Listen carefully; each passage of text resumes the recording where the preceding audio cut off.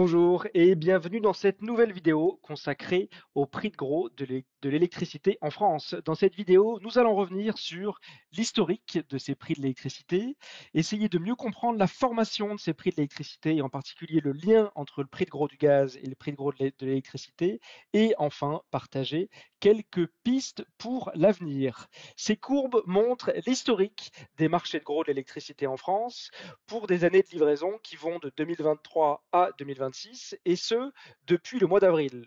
On y retrouve l'explosion des prix de gros de l'électricité à la fin de l'été 2022 et la baisse progressive fin d'année 2022 et début 2023, même si depuis quelques semaines, on voit poindre une nouvelle hausse. Alors la question que tout le monde se pose, c'est que va-t-il se passer dans les mois et dans les années à venir? Dans quelle direction va aller le prix de gros de l'électricité?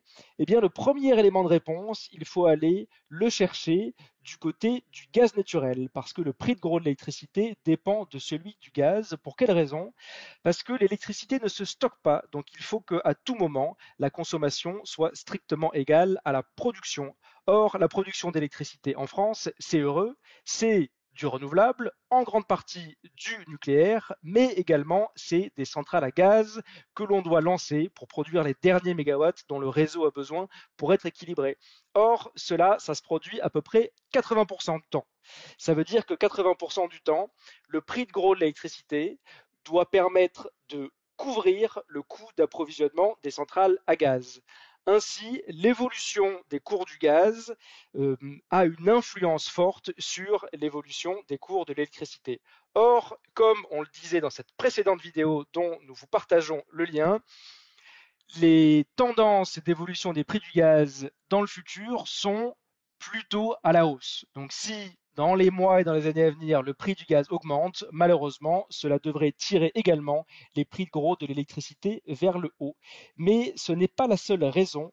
Il faut aussi raisonner en équilibre offre-demande.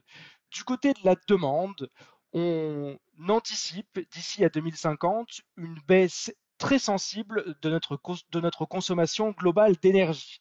Mais attention, baisse de la consommation d'énergie ne veut pas dire baisse de la consommation d'électricité. Au contraire, du côté de l'électricité, d'ici 2050, nos besoins devraient augmenter sensiblement.